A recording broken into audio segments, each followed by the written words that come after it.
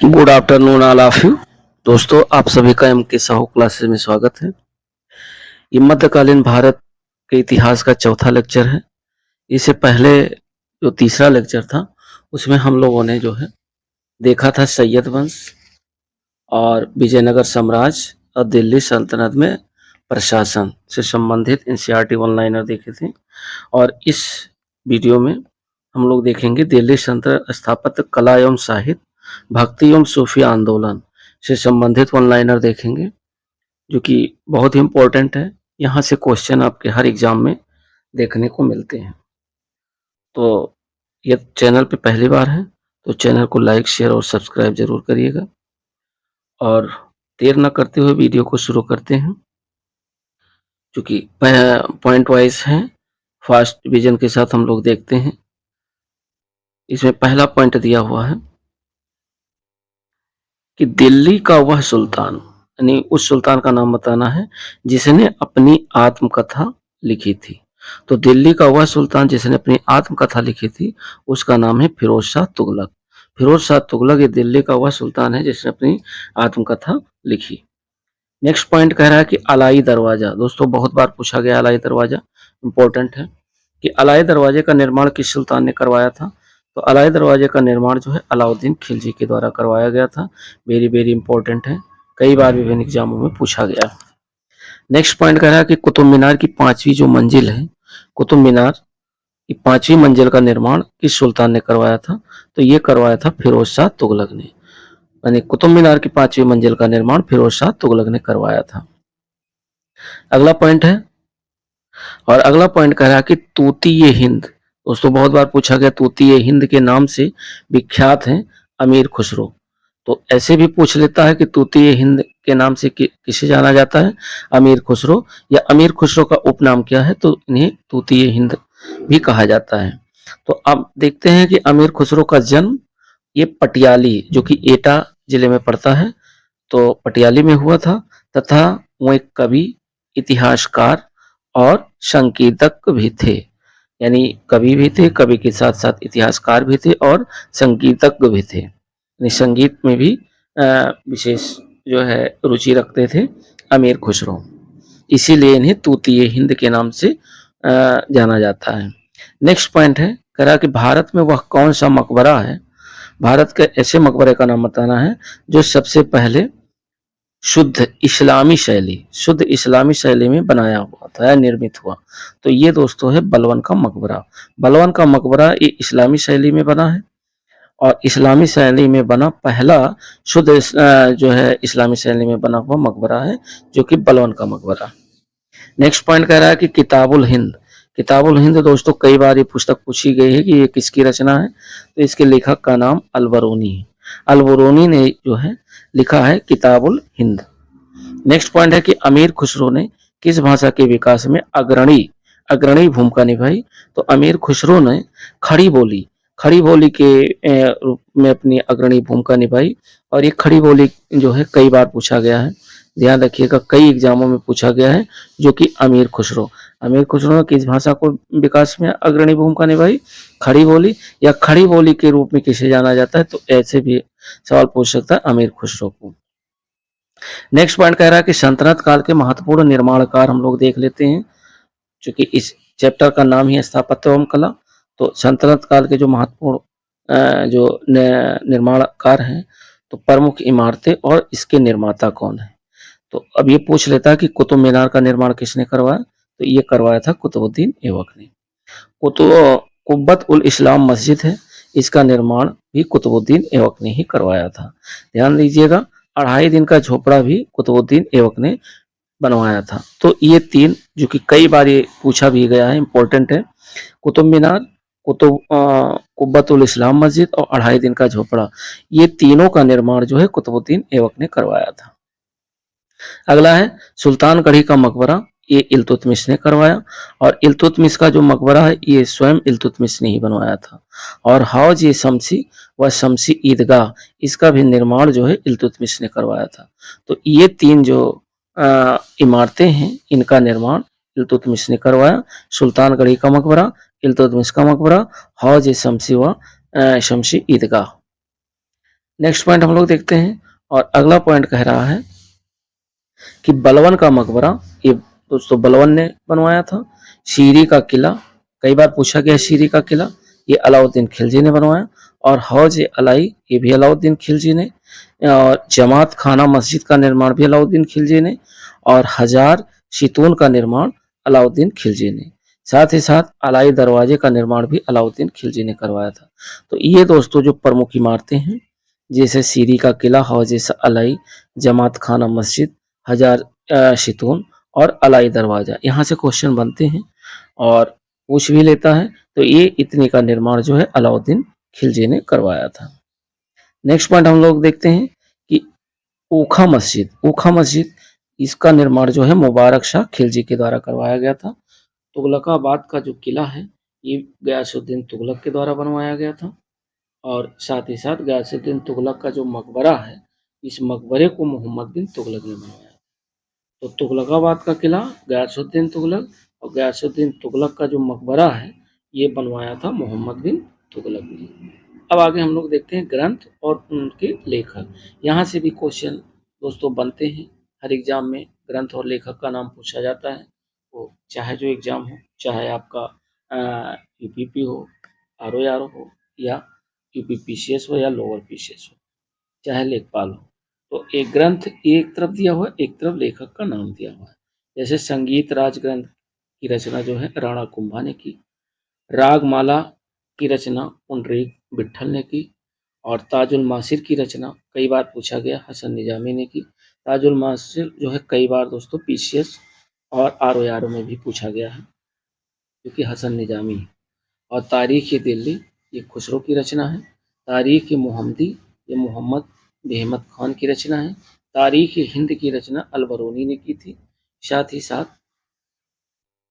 देखते हैं अगला कि तारीख मुबारक शाही, इसके लेखक याहिया बिन अहमद शरहिंदी, ये भी कई बार पूछा गया है। फतवा जहांदारी की रचना जो है जियाउद्दीन बरनी ने की है। और खजाइन उल फुतूहत, इसकी रचना अमीर खुसरो ने की। तारीख फिरोज शाही, इसकी रचना शमसी सिराज अफीफ ने की। और अगला है तुगलकनामा, तुगलकनामा की रचना अमीर खुसरो ने की। दोस्तों तुगलकनामा कई बार पूछा गया है। और फतुहात फिरोज शाही, ये फिरोज शाह की रचना है। तारीख यामनी, ये उतवी की रचना है। और तबकात नासिरी, जो तबकात नासिरी है दोस्तों कई बार पूछा गया है पीसीएस और आर में। तो तबकात नासिरी जो रचना है वो मिनहाज सिराज की है। और रेहला, रेहला इब्न बतूता की रचना है। रेहला भी कई बार पूछा गया है, वेरी वेरी इंपॉर्टेंट। आगे हम लोग देखते हैं कि किस पुस्तक में एक आदर्श मुसलमान, एक आदर्श मुसलमान शासक के गुणों का उल्लेख किया है। ऐसी कौन सी पुस्तक है जिसमें आदर्श मुसलमान शासक के गुणों का उल्लेख किया गया है? तो वो है फतवा ए जहांदारी।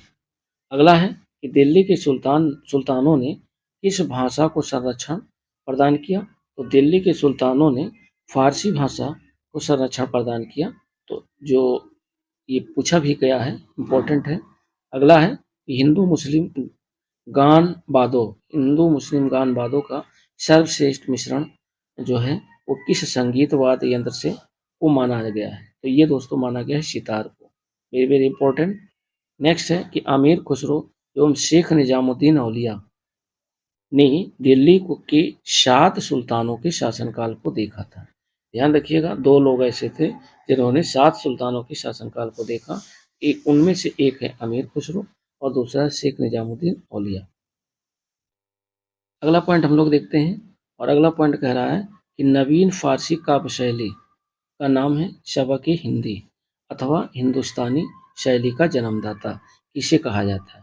तो हिंदुस्तानी शैली का जन्मदाता दोस्तों अमीर खुसरो को माना जाता है। नेक्स्ट पॉइंट है, कह रहा है कि संगीत का यंत्र जिसे तबला का आविष्कार, संगीत का यंत्र कहिए, संगीत का यंत्र है तबला। और तबला का आविष्कार किसने किया? तो इसका आविष्कार भी अमीर खुसरो के ही द्वारा किया गया। नेक्स्ट पॉइंट है, कह रहा कि किस राजपूत शासक ने संगीत पर एक पुस्तक की रचना की थी? तो वो राजपूत शासक थे राणा कुंभा। राणा कुंभा ने संगीत विषय पर एक पुस्तक की रचना की थी। अब हम लोग देखते हैं सूफी संप्रदाय। तो सूफी संप्रदाय में सबसे पहले ये देख लेते हैं कि सूफी जो संत होते थे वो सूफी संतों द्वारा उर्दू उर्दू भाषा को प्रारंभ किया गया। तो उर्दू भाषा का प्रारंभ सबसे पहले सूफी संतों के द्वारा प्रयोग किया गया और सूफी संप्रदाय को दो भागों में बांटा गया है, एक बासरा और एक बेसरा। तो बासरा में इस्लामी जो कानून के समर्थक थे, यानी इस्लाम के कानून को मानने वाले जो लोग थे, उन्हें बासरा कहा गया और जो इस्लाम के कानून को नहीं मानते थे, उससे मुक्त होते थे, उन्हें बेसरा कहा गया। तो अब बासरा को और कई भागों में बांटा गया है, देख लेते हैं। पहला है चिश्ती सिलसिला, दूसरा है सुहरावर्दी सिलसिला और तीसरा है कादरी सिलसिला, चौथा है नक्शबंदी सिलसिला। इसी के साथ-साथ और हैं जो कि भारतीय संस्थापक, जो चिश्ती सिलसिला के संस्थापक थे, उसमें भारतीय संस्थापक थे ख्वाजा मोइनुद्दीन चिश्ती और सुहरावर्दी सिलसिला के संस्थापक थे शिहाबुद्दीन सुहरावर्दी। ये पूछ लेता है, संस्थापक पूछ लेता है, ध्यान रखिएगा कि जैसे चिश्ती सिलसिला की स्थापना किसने की? ख्वाजा मोइनुद्दीन चिश्ती ने। सुहरावर्दी सिलसिला की स्थापना किसने की? तो शिहाबुद्दीन सुहरावर्दी ने। कादरी सिलसिला की स्थापना शेख अब्दुल कादिर जिलानी के द्वारा किया गया और नक्शबंदी सिलसिला की स्थापना भारतीय प्रचारक ख्वाजा मोहम्मद वकी बिल्लाह बेरंग के द्वारा किया गया। अब आगे आता है जो ख्वाजा मोइनुद्दीन चिश्ती थे, जो भारतीय संस्थापक थे, इनको दो पार्ट हो गए थे और एक तो था दक्षिण भारत, दूसरा था उत्तर भारत। दक्षिण भारत में ये बुरहान, जिसे हीन गरीब के नाम से जाना जाता है, और दूसरा गेदुस गेसुद राज। जो उत्तर भारत में थे वो एक तो आप जानते हैं कि ख्वाजा बख्तियार काकी के नाम से प्रसिद्ध हुए, दूसरा बाबा फरीद के नाम से, तीसरा हजरत निजामुद्दीन औलिया जिसे फरीद के शिष्य थे नाम से प्रसिद्ध हुए और चौथे जो है हजरत अलाउद्दीन साबित और पांचवे है नसरुद्दीन चिरागी देहलवी। तो ये दोस्तों ये सूफी संतों को इतने पार्टों में बांटा गया है। अब इसी से रिलेटेड हम लोग वन लाइनर देख लेते हैं। यहाँ से भी क्वेश्चन एक न एक बनते ही हैं।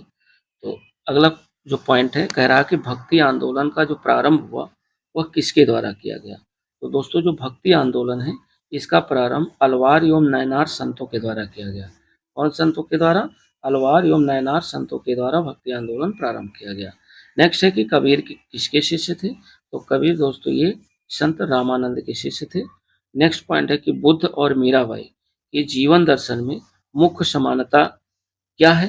तो बुद्ध और मीराबाई के जीवन दर्शन में मुख्य समानता ये है कि ये दोनों का मानना है कि संसार जो है दुखपूर्ण है। यानी बुद्ध ने भी माना है और भगवान बुद्ध ने भी माना है और मीराबाई जी ने भी माना है कि संसार दुखपूर्ण है। यही दोनों लोगों में समानता है।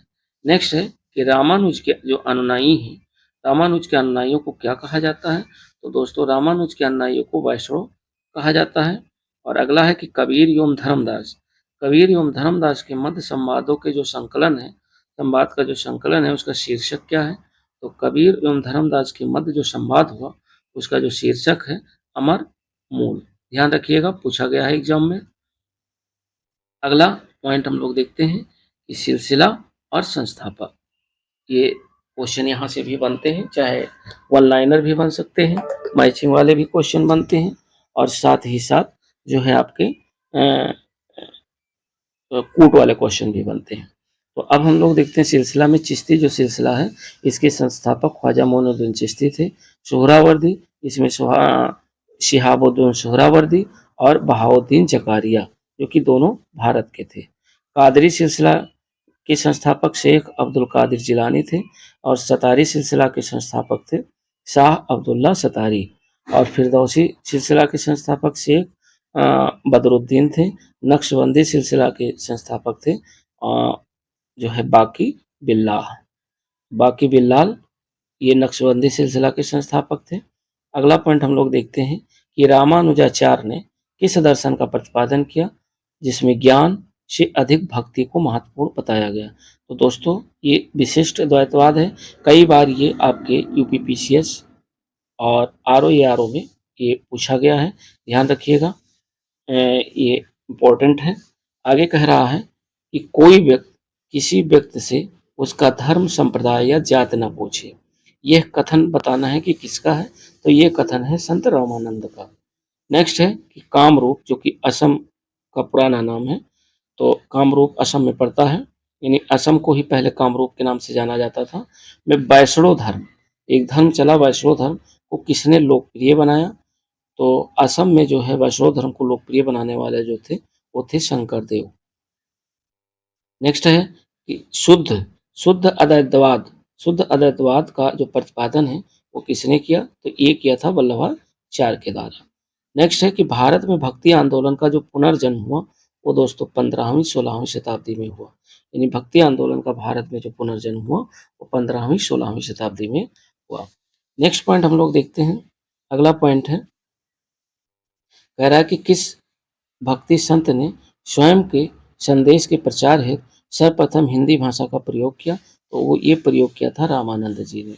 नेक्स्ट है बीजक के जो रचयिता हैं वो कौन है? तो ये दोस्तों कबीरदास जी हैं। और अगला पॉइंट है कि संपूर्ण भारत में भगवान शिव की प्रतिष्ठा में कितने ज्योतिर्लिंग स्थापित किए गए? तो संपूर्ण भारत में भगवान शिव की प्रतिष्ठा में दोस्तों 12 ज्योतिर्लिंगों की स्थापना की गई। अगला है गुरु नानक का जन्म कहाँ हुआ? तो गुरु नानक का जन्म दोस्तों ननकाना साहिब, जो कि तलवंडी पाकिस्तान में पड़ता है, यहाँ पर गुरु नानक का जन्म हुआ था। अब देखते हैं हम लोग उपाधियां और सूफी संत। कुछ सूफी संत थे जिनको उपाधि से नवाजा गया है, उनको देख लेते हैं। जैसे चिराग देहलवी की उपाधि किसे दी गई? तो शेख नसरुद्दीन महमूद को दी गई। अगला है महबूब इलाही की उपाधि किसे दी गई? तो शेख निजामुद्दीन औलिया को दी गई। मुजदिद की उपाधि शेख अहमद सरहिंदी को दी गई। और बंदान वाज की जो उपाधि है या बंदा नवाज की उपाधि जो है वो सैयद मोहम्मद गेसुद राज को दी गई। तो ये उपाधियां थी, सूफी संत थे, सूफी संतों को जो उपाधियां दी गई वो है। और दोस्तों ये बहुत इंपॉर्टेंट है, यहाँ से आपके क्वेश्चन हर साल देखने को मिलते हैं, चाहे वन लाइनर या मैचिंग या कोड के रूप में। प्रमुख मत और उनके प्रवर्तक, मत और प्रवर्तक, जैसे पूछ लिया मत अद्वैतवाद मत का प्रवर्तक कौन थे? तो दोस्तों ये थे शंकराचार्य। विशिष्टा द्वैतवाद मत के जो प्रवर्तक थे वो रामानुजाचार्य थे। और द्वैताद्वैतवाद मत के प्रवर्तक थे निम्बारकाचार्य। और शुद्धाद्वैत द्वैतवाद के मत के जो प्रवर्तक थे वो दोस्तों थे वल्लभाचार्य। आगे है द्वैतवाद, द्वैतवाद मत के जो प्रवर्तक थे वो माध्वाचार्य थे। और भेदवाद मत के प्रवर्तक भास्कराचार्य थे। और शैव विशिष्टाद्वैत मत के प्रवर्तक श्रीकंठ थे। और अचिंतम भेदवाद मत के प्रवर्तक बलदेव थे। वीर शैव विशिष्टाद्वैत मत के प्रवर्तक श्रीपत थे। और अभिगा अभिभागद्वैत मत के प्रवर्तक जो थे वो आपके विज्ञान भिक्षु थे। तो ये 10 हैं, इसमें से हर वर्ष जो है आपका चाहे आर हो या यूपीपीसीएस हो, उसमें एक नए क्वेश्चन जरूर बनते हैं। आगे हम लोग कुछ ये देख लेते हैं संत और संप्रदाय। जैसे श्री रामानुजाचार्य जो संत थे ये श्री संप्रदाय के थे। मध्वाचार्य ब्रह्म संप्रदाय के थे। वल्लभाचार्य और रुद्र संप्रदाय के थे। संत लालदास ये लाल पंथ के संप्रदाय थे। और गोविंद प्रभु महानुभाव पंथ के संप्रदाय थे। और एकनाथ ये जो है ये बकरी संप्रदाय के थे। तुकाराम और ज्ञानदेव, एकनाथ तुकाराम ज्ञानदेव ये तीनों लोग जो है बरकरी संप्रदाय के थे। और रामदास बोध ये धरकरी संप्रदाय से संबंधित है। आगे संत और संप्रदाय देख लेते हैं। अगला 15 कह रहा नित्यानंद गोस्वामी जो है ये चैतन्य पंथ के संप्रदाय थे। और गुरु नानक सिख संप्रदाय से संबंधित हैं। दादू दयाल ये दादू पंथ व निपक्ष संप्रदाय से संबंधित है। हित हरिवंश ये राधा वल्लभ संप्रदाय से संबंधित है। रामानंद रामावत संप्रदाय से संबंधित है। और श्री चंद्र जो कि गुरु नानक के पुत्र थे ये उदासी संप्रदाय से संबंधित हैं। और नेक्स्ट और आखिरी पॉइंट है कि जयनाथ जो है ये बिश्नोई संप्रदाय से संबंधित है। निरंजन ये कनिरंजनी संप्रदाय से संबंधित है। और रायदास रायदासी संप्रदाय से संबंधित है। तो दोस्तों वीडियो कैसी लगी? वीडियो अच्छी लगे तो लाइक शेयर और सब्सक्राइब जरूर करें। और अपने मित्रों के साथ शेयर जरूर करें जो लोग तैयारी कर रहे हैं, ताकि इसका जो है बेनिफिट उन लोगों को भी मिले। और चूंकि क्वेश्चन यहाँ से बनते हैं इसलिए ये सूफ़ी और सूफ़ी भक्ति और सूफ़ी आंदोलन जानना ज़रूरी था। अभी इससे रिलेटेड कुछ और वन लाइनर हैं, जो कि अगले वीडियो में हम लोग कवर करेंगे। तब तक के लिए दोस्तों नमस्कार, मिलते हैं नेक्स्ट वीडियो के साथ। जय हिंद।